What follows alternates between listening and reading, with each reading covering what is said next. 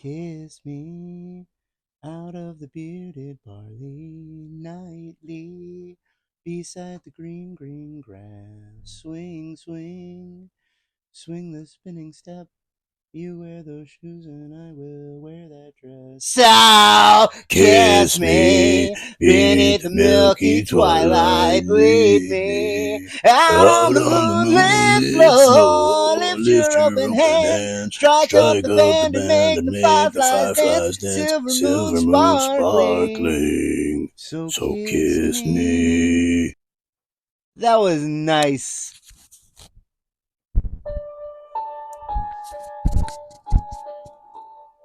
You are now listening to Swartz Dreamboat presents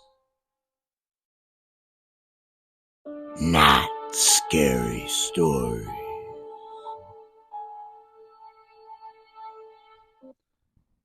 Hello and happy Saturday morning, everybody. We are coming at you a day late and $1 short because I didn't feel like fucking doing anything on Thursday night. I didn't feel like doing anything on Friday night, and I still don't feel like doing anything, but I started this series, goddammit, and I am going to continue to post weekly if it fucking kills me. So, with that being said, ladies and gentlemen, boys and girls, children of all ages, it's Ronnie! Did you get into a bag of blow this morning? What's your deal? Nothing, man. I'm just excited. You know, it's Saturday. The sun is shining. I don't have to fucking do any work today. You know, I'm going to a birthday party later. Like, shit's going to be fun, man. Like, it's going to be a fun Saturday.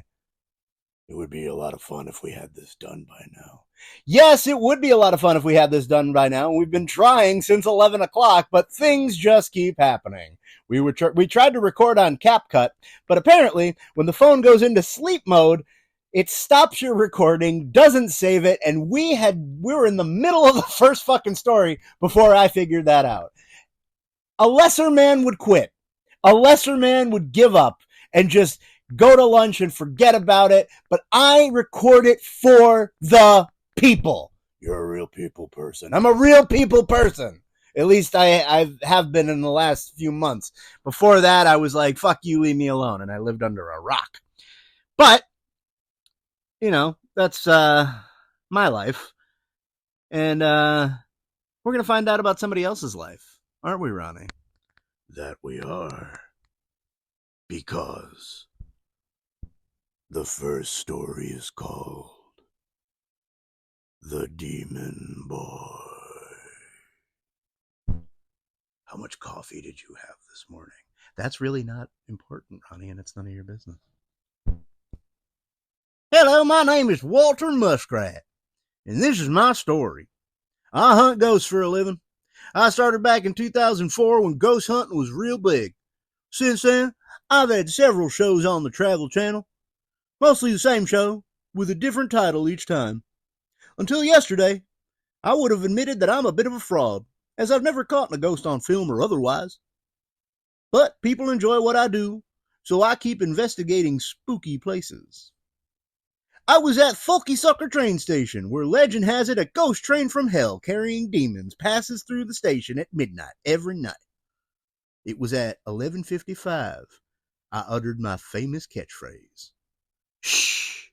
Did you hear something? Only this time, I really did hear something. In fact, it was a train whistle, and before my very eyes, a ghastly sight. The train looked super fucking metal. Like a dying fetus album cover or something. Like something growly with sweet guitars, you know? And that's when I heard it. A vile noise. A terrible noise. A screech of a demon.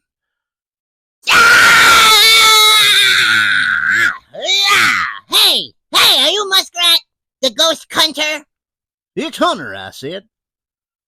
To which he responded very loudly, My name is Ernie, and I'm a warrior from space. You look like a demon from hell. So does your sister. Do you got an iPad? I see you got a lot of electronics. I want to play Candy Crush Sticky Power. How old are you? Old enough to know a fraud when I smell it. But hey, You found a real warrior from space. You'll probably be rich now. Oh, sir, I believe you're a demon. In the sack, maybe. Give me some food! Don't you have parents? Yeah, my dad is Satan and my mama was a goat. Remember cow and chicken? Well, listen here, son, I have an episode to finish. Why don't you hop back on the train and head home? No. I'm earthbound now. I want to possess a chick and make her puke on a priest. And then I gotta find a ray gun to kill the Garfanoids. Will you take me to Costco? I want to try a chicken bake like that fat Italian kid. No, I can't do that. I have to finish my show, though. Tell you what, Bobcat Goldthwait, I have an idea. Why don't you just head on back to the train and let me finish the rest? The end. The end? What the fuck did he mean by that? I don't know. The story wasn't done yet, though. Like, I don't understand how he could just end it. Do you hear that? Unfortunately. How did you get here, pal? I took the train. Hi, everybody. It's me, Ernie, the warrior from space, here to save this stupid show. You either save it or have people immediately turn off their devices because you're very loud and your voice is very piercing and you're getting Cheerios on the floor and you're stepping on them. And I can't. No, I don't think so. I absolutely not. Ronnie, where are you going? Ronnie? Ronnie! Damn it! Looks like it's just me and you, buddy. Yep. Will you give me a piggyback ride? Nope. Come on, just one piggyback ride. Are you going to keep insisting? Absolutely. All right, fine. Ow. You're way heavy. Your feet are really fucking pointy. That's because my mama was a goat. Didn't you listen to the story? Yeah, I did. I listened to it. Just stand up, fat ass. Come on. Give me a piggyback ride. This is degrading. Oh, God, you're so heavy. Yeah, that's because I ate the anvil before I got here. Why did you eat an anvil? Because I'm a warrior from space. Hey, do you have an iPad? I want to get it all sticky and watch YouTube. I do have an iPad, but I only use it to play online Uno, and you can't touch it. So since Ronnie's gone, why don't you lead into the next story? Okay, I wrote it. You did? Yeah, and I want to narrate it, if I could. Fine, but just try to do it at a reasonable volume, because like Ronnie said, your voice is absolutely piercing. Okay, the next story is called The Mass Plump's Haunted RV. Who's the Mass Plump? He's my favorite wrestler. Fine. This guy is the kind of guy that you would ever want to run into. He's one of the smelliest, most degenerative people I have ever met in my life.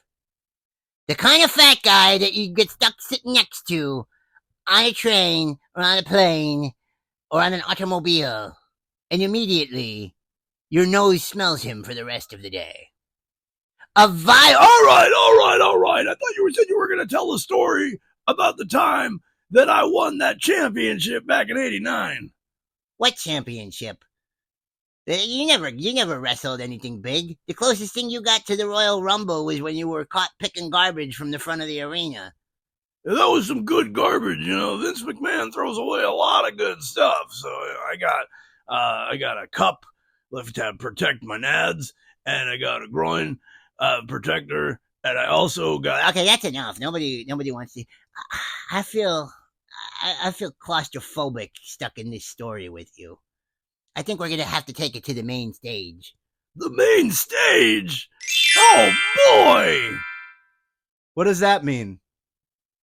It means we're not in the story anymore. Oh boy. Yeah, we're not, huh?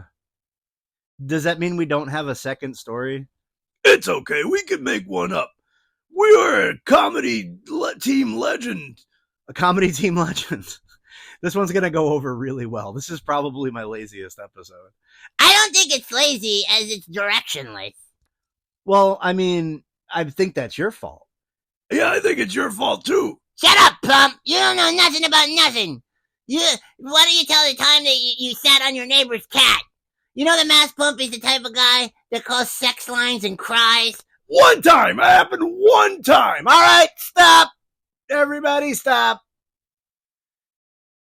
Why don't we do this? Why don't we we'll each make up a story. We'll each make up part of a story. And that'll be the second story. All right. Plump, you sound the most like Ronnie, so you'll lead us in to the story. And remember the rules, though. It can't be scary. All right. I got this. It's about a goblin. Yes, it could be about a goblin. That's good. The next story is about a goblin. That was very creative. Shut up! In the North Woods, at the edge of town, there's a legend. A goblin legend. And if you're caught in the goblin's woods after sundown, that's when he comes for you. Over and over again, because he's a chronic masturbator, and he's just spanking it and cranking it and spanking it.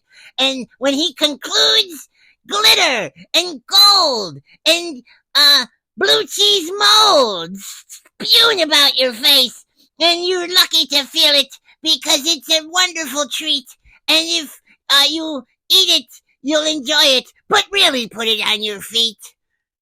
And when he is done, he will come for some fun and take you on a magical tour. You'll see things you've never saw before. You'll see unicorns and brightly colored elves. He'll help you put your books on the shelves. It'll be the time of your life. But watch out, don't touch his butter knife. Why are we rhyming all of a sudden? Why are you ruining it all of a sudden? I'm sorry, okay. And with his butter knife, it will give you extra life, and it'll bring back somebody maybe you recently lost. And that'll be fine. They'll be better than they were before, because this isn't Pet Sematary. It's not scary stories. You have to make it rhyme. Yeah, I know. I realized that, but I didn't know that's what we were doing, and now I'm put on the spot. I think I'm fucking up. Wait, hang on, here. Okay. And with his butter knife, it will give you life.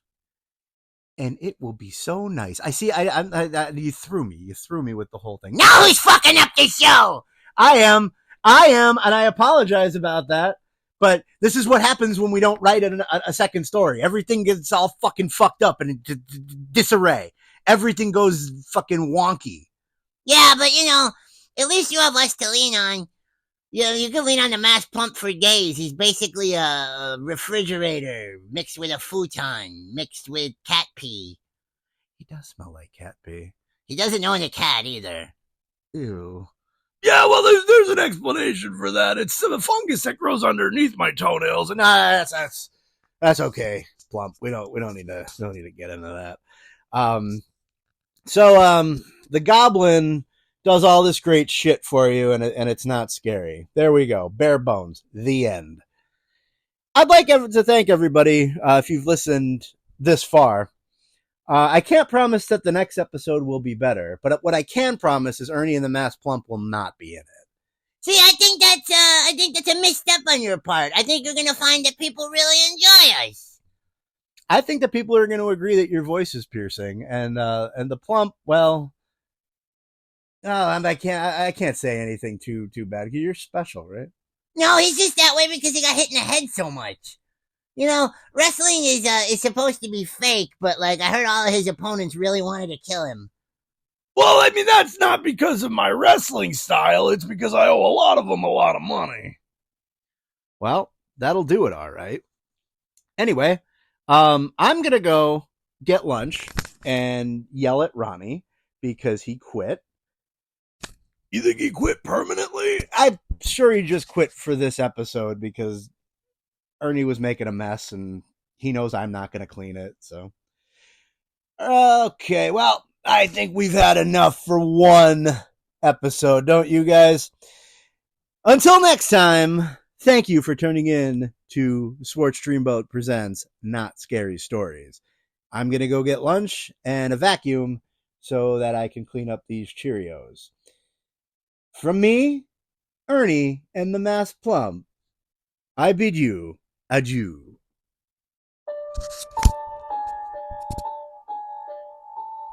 You ain't no longer listening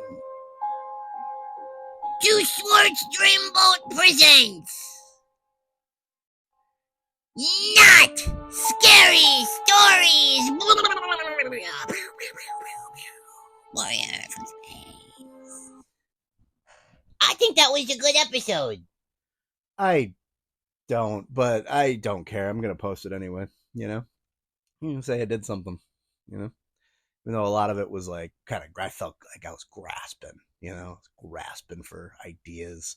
Because like, usually at least 75% of the show is written. This one just really wasn't. Yeah, I don't think it really matters. As long as you keep putting stuff out there, it'll happen, man. It'll happen. The next one might be the best one, you know? People might look at this one and say it's the best one. I don't know. Do you really think so? Absolutely not. I'm just trying to make you feel better. Anyway, about lunch. Somebody was talking about lunch. Yeah, I got to eat something. Maybe we could do a redo later. Maybe I won't post it right away, and I'll try to do a redo later. Bullshit, you're gonna do a redo later. You didn't even want to do this one, you lazy fuck.